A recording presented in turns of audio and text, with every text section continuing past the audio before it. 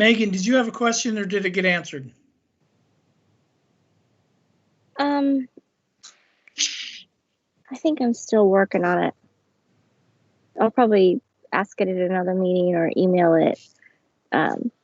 It's more of like how you used to have coffee with a cop and then COVID happened. I'm wondering if we're getting to a point where we could start having some of these conversations in person with the community. You know, for example, could we do a room at the art center and, you know, advertise that, hey, we want to have this conversation, whether it's use of force or, you know, police relations in the community, or hey, quote, you know, reimagining the police is kind of a national term that's starting. Let's have that conversation. Let's be proactive about it from the police standpoint versus reactive. Okay, community, will do what you want. So I'm just trying to think, maybe there's a way to,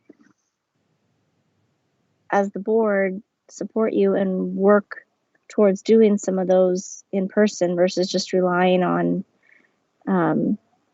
secondhand reports from all of us. Does that make sense? It makes total sense, and I can tell you nobody wants those to happen more than I do and your police department does. We have to follow the rules and guidelines, and hopefully we'll get there quickly. But so that's number one, is we're desperate to be able to get out and sit and visit with our community, or have opportunities for that again. Secondarily is I think, well, number one, this board supports us tremendously. You do a tremendous lot of work to reach out to and talk to the community, and that's extremely valuable. I think the board could consider at some point down the road, when the restrictions loosen, to have maybe some town halls to talk about some of this. I will tell you the challenge is that Sherwood is a busy community. It's a very active, a very young. There's lots of sports and activities, and I suspect when the restrictions are lifted, people are going to, as quickly as they can, re-engage in all the things they enjoy doing. And what that means is that it's hard to get people to come to town hall. So that's just something to remember. Not that it wouldn't work. I'm just throwing that out as a reminder. But I gave up on that approach many years ago, and what we try to do is now take the meeting out to the people, as it were, with the coffee with the cops and whatever, and we want to get those going. We need to get the community academy up and running too as soon as the restrictions will allow, because those that have gone can attest to how informational and educational those are. So yeah, there's a lot of things we can do. Okay, what about that makes sense. What about like Facebook Live or some of those types of forums where it's all virtual and there could be a ton of people? Yeah, the way Facebook Live operates, I think, is it's just too staff intensive, right? I mean, you got to have multiple somebodies that are on top of the comments and the questions, and it's just I think Facebook Live, from my perspective, would be more of an announcement, or a, hey, we're here, we're live, I got a message to share with you, and here you go, and now I'm done, and that's it, we're over. But to do that interactive thing, I have seen other communities, other police departments try that, and frankly, it from my perspective, it appeared to be a miserable failure, because you just cannot keep up. And eventually the comments and questions go from, hey, I got a question or comment, to, why aren't you answering that? How come you didn't answer his question? Why, you know, it's just extremely challenging. And we just don't have the staffing to, I mean, it's a challenge for us to keep up with social media as it is in the best case scenario with the staffing we have. So I'm just trying to brainstorm ways to get out there and have you not look like you're being quiet in such a tumultuous time for police. That's where you folks come in, you know, and as soon as those restrictions lift, we'll be all over that. It's just a matter of time, because you know, everybody's feeling it. I'm sure there's people that are just as frustrated as we all are. So Anyway, so there's that portion, Mr. Chair, and I think that's all I've got for that. Okay, thank you, Chief. Item 6, we have a traffic safety update. Committee liaisons, do you have anything for us? I'll go first, unless Mike, you want to go first. I was just going to say, Chris, would you like to go first? I'll go first. Couple things. We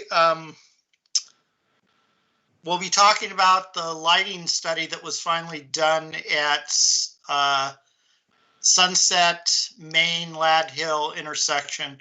There's been an issue with lighting, and the city finally was able to get the tool to measure light, and we're going to be talking about that next week. One of the other things that came up with a decision that we made about citizen complaint about parking in a community, in a neighborhood. We learned that we didn't really have the proper procedural and review and appeal type, and we're working through that kind of a situation based on that.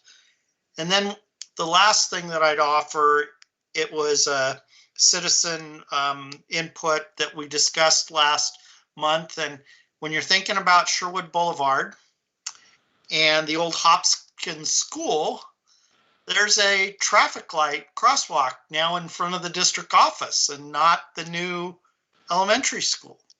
And so we started talking about that, and there's going to be some staff work done on that. But the citizen was right on that having a traffic stoplight in front of the district office doesn't make sense anymore, as does where the school zone starts. So, I mean, to me, that was a perfect example that, geez, nobody had recognized it, at least from the city.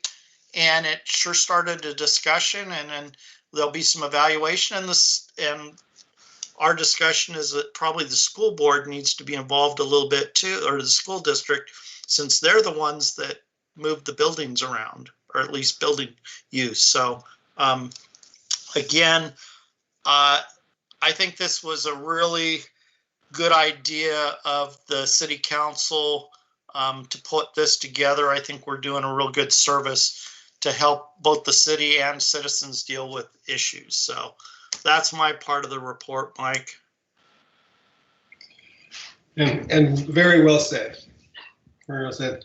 And I have to say, I'm happy that I don't happen to live in that area that is having the parking issues. It seems to have evolved into some neighborhood bickering. We just got some more information on that we'll be discussing at our next Traffic Safety Committee meeting. The only other thing I had, and Chief, I think I've got the name correct, but help me if I don't. Our Traffic Safety Committee has a new member, Dorian Liable. So we're fully staffed. That's all I've got. Okay. Thank you, gentlemen. Kim, do you have Mr. Chair, I'm sorry if I can just add, staff is fine tuning the quarterly report that we will be sharing with Police Advisory Board and City Council on the activities of that. But we're trying to, as I said, fine tune and make sure we get the format that works best. So expect that in the future. Okay. Kim, do you have any counselor news for us? You're muted. Can't hear you.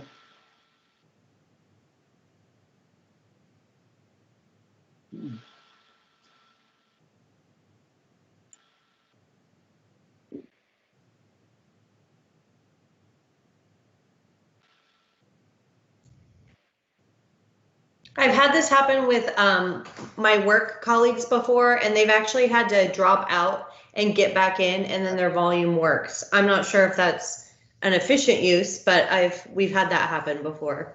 Okay, Kim, why don't you try that, and we'll go on to the staff reports.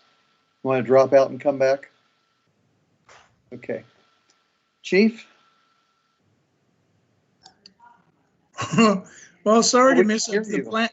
Yeah, sorry to, oh, there's she is right there. Sorry to mess up the plan you just suggested, but in the interest of time, I don't have any staff report. We've shared a lot tonight, so. Okay. But Kim, are council, you there? Can you hear me now? Yes. Yay. Yay. I'll keep it quick too, because we've had kind of a long meeting, and that was just a really fascinating presentation by Washington County. I really appreciate that, and I definitely will share this even on my council page, because I think our community needs to know that we have something that available to us that most or nobody in the state or country have, and I think it should be a model for other communities.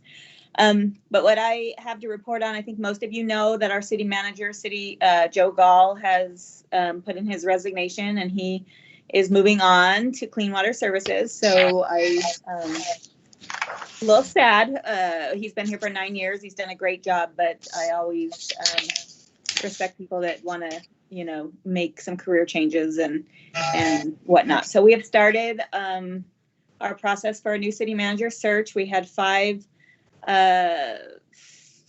proposals for a recruitment firm that we narrowed down to 3, and then a committee of counselors sort of interviewed the 3 firms, and then we chose one out of Texas, SGR. They're really a big national firm that will help us reach far and wide, not just from Oregon, to see what we can get best for our city. So that'll be a few month process. And in the meantime, we have appointed Kristen Schweitzer to be the interim assistant city manager to walk alongside Joe. Joe's here till close to the end of May. And then once Joe leaves, she will be appointed, I think the term is interim city manager, until we hire somebody new. So, and then, the other thing is just we're heading into budget season. So the next couple months will be all about budget for the city. And I think the city manager will have his budget out by May 1st, I believe, for us to take a review of, and then we'll start budget committee meetings in May to have our budget approved by June 30th. So that's it for me, unless anybody has any questions. I mean, there's a lot of stuff going on in the city, but I was just going to keep it short tonight.